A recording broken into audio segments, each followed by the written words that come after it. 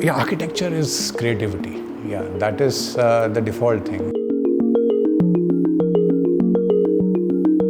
Basically, we are designing lifestyles and we are building trust. These are the two things that we are really working on. We are not just designing spaces, but those spaces are affecting the lifestyle of people. That is exactly what we are doing right now. I went into architecture by accident. I wanted to enter IIT, and in Roorkee I was offered architecture as that was my 10th choice. And once I got that, I joined it to see if I could upgrade it to some other level. But as destiny has, in 1 month I knew this is what I want to do, and I stuck to the architecture after that. There was no looking back after that. Yeah. The complete journey has a lot of ups and downs. When we started working, all the drawings were made by me, by hand, and suddenly the world changed. We had computers and I knew nothing about computers. That's when I first time sat down and learned how to use computers. So that was the first shocker for me. Again, there has been a lot of changes from there, from handmade drawings to AI now. There has been many changes, but that particular thing taught us a lot to keep ahead of times and to adapt very fast. Now we are working on AI, we are working on 3Ds, everything. Try to be updated. So that is one thing that really changed our thinking. Learning became a part of it. Was suddenly we thought, अब architecture हो गया है तो अब learning हो गई. But that taught us, नहीं, learning is always, it will be going on throughout your life. In my journey, first thing was I was working alone, right? Then we started taking help of people, then forming team. And now we have a big team of around 50 people. So handling those teams and specializing in certain areas, training them to their particular fields is one major part that we are into. And AI is helping in few of them, but we actually have a complete team for AI where each one is trying to understand AI and how to use that in their field, and teaching rest of them to adapt it. So it is a continuous teaching process that is happening in a firm. One person from another field would be teaching to another person how they are using it and encouraging them to use it in their field. What I ask my team is, we are basically into creativity, clarity, and commitment. These are three words that we encourage our team to follow. Creativity is, architecture is completely creative job. So creativity from design has to be there. Clarity, because there's a lot of ups and downs in the project, a lot of variations that are possible. So clarity has to be there, the clarity to you, to your team, to the clients, to the vendors. Everyone has to be on the same page. That will happen only when there is clarity. And then commitment. Because you are handling such a large team in office and large team on each project. Their vendors, their suppliers, their laborers. So that commitment has to be there from each one of them. So these are the three words that we really ask our team to follow. Change is the only constant, right? So we are changing very fast on daily basis. Now, as a challenge comes in, you have to adapt to that challenge. And in design, each design is a challenge because each client is unique. Each client's requirement is unique. Each client would have a family and their family requirement would be very different. To understand that client is again a challenge. We keep learning because how to read that person, because a lot of people may not be able to express their desires, their wants and desires they will not be able to understand. To understand without them saying it is something that is very important in architecture. Yeah, architecture is creativity. Yeah, that is the default thing. You can't be an architect without being creative. You have to understand the user, your client, his needs and desires, and then design according to that. A lot of time, even the client would not really know his needs and desires, but you have to understand them.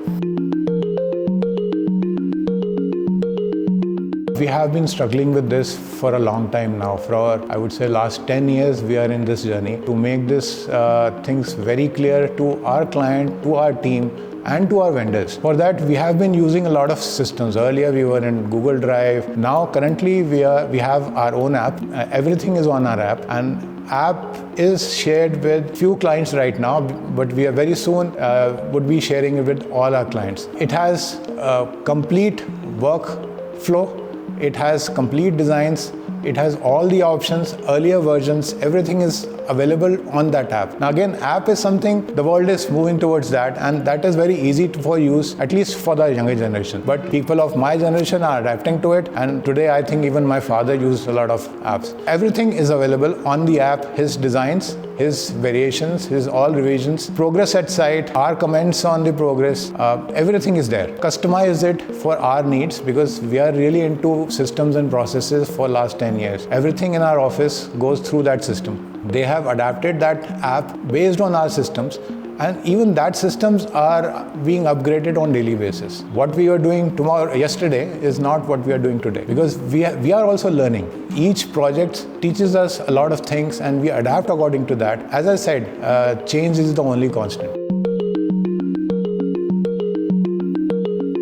As designers, we really set our minds free to believe that this is possible and design accordingly. And to make that possible is something that we need AluK to do. But to understand the bottlenecks or this is possible, this is not possible, there I think we need a lot of interaction between the two communities to make something possible that architects as designers are desiring, but vendors are not able to give till now. There would be a lot of gap, and those things that vendors can provide, we cannot do that.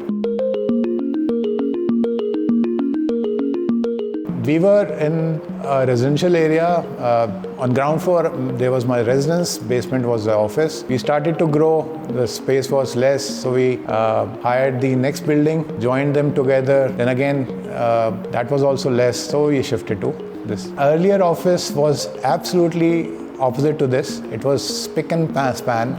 A lot of maps and lighting and stuff like that. From there we shifted here, and this space we got, and we wanted to move in before Diwali, and Diwali was 1.5 months from now, and we thought, okay, we'll shift here. And the Vastu guy said that this staircase is not okay, you have to break this, you have to break this. And there we thought, nee, this will not be possible unless we come out with an idea which can be executed in 1.5 months. So this came out from there, that we wanted to shift in 1.5 months, and we will do whatever it is possible. So it came from there.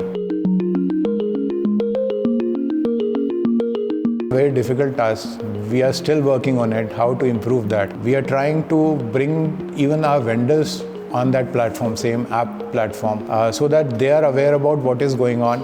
We are under process right now, but currently we have preferred vendors, we have preferred vendor lists, we have been training those vendors. A lot of interactions happen, a lot of trainings happen. I have a complete team who are coordinating between the designers and the vendors, because in a company, every team has a specific role. Designers are designing, there are people who are making the GSCs, there are people who are, I would say, hiring vendors, build certification, and even explaining to them and then auditing their work. So we have different people for different jobs, and everybody is, it works like a team.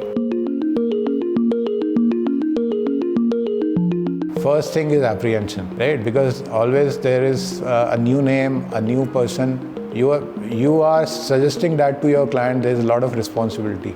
First thing we do is do R&D. We need to understand that is what happened with AluK also, right? We did R&D, we got references from them, talked to those architects. Only then we suggested that to our clients. Our vision always has been designing lifestyles and building trust. Now, AluK can contribute towards building that trust with our clients. We believe that whatever has been done by AluK, we don't really have much complaints till now. So in that way, they have been trustworthy partners. Oh, actually, it is a very difficult question to answer, because there are not just one factor or two factors, there are a lot of factors. depends on the style, the maintenance part, color combinations, costing, and various other factors. There's a lot of factors. You can't really pinpoint this is the factor defining use of AluK here, but these all factors somewhere contribute. See, in aluminium, the sleekness of the section, the size of the glass being used, the type of opening that we're using, a lot of things really matter. A lot of new things are always coming in. You cannot have a system being used throughout in all our projects. Every project is a very specific requirement it has. Every opening is a very specific requirement it has, right? Somewhere you are asking for a lot of light, at times you are asking for say noise cancellations. A lot of time you want a bigger openings. So every fenestration is very specific. We are not really knowing everything that is happening in the industry. It is the local people who teach us, okay, this is something new has come up. So we come out with, okay, this is the thing we can use in this case. So their learning and training is definitely important. We believe vendors has to be involved much before actual requirement comes in, because it really helps us to design differently, because we are not experts in everything. This architecture, interiors is such a vast field, you cannot be experienced in everything. It is a teamwork. So AluK is also a part of the team. Client do not really understand using or reusing the old material is how it is affecting the sustainability. He is more concerned about how weather is not affecting his interiors or his house. Currently, I would say we are still far off from that teaching part, but as a professional, we understand that and we really follow that 100%. A lot is changing in the world right now, and a lot is irreversible. As humans understand this, the irreversible part will go more towards sustainability. And India is really picking up on this line now. Mainly in Delhi NCR, but I would say that is 90% of our projects. So we are doing in Mathura, we are doing in Varanasi, we are doing in Coimbatore, we are doing other projects also. This line is unpredictable. When I joined, as I said, we were making hand drawings, and today it is AI. So could never have seen this at that time. So today also, I don't really see what will happen is unpredictable, but it will definitely be better than what it is today. It will be much easier to handle in terms of technology, in terms of people. It will be much better sustainably, because that is one line we have not been following till now. I think that will be the future. It is very specific. You can't generalize this thing. This is how you balance each example or each category is very different from the other. You can't really generalize that this is how you handle this. We have to understand the client's needs and desires, and at times even he is not able to make it very clear what exactly he wants. But all these factors are important, and to convince the client and to give a project a uniqueness, you have to consider all of them. You can't really pinpoint this is the method or this is the priority we follow. Book I am writing is on a group we call Risers. It's about how each one of us faced life till now and how they have grown. Each has a different story, and how systems and processes have helped us grow our businesses. It's about that.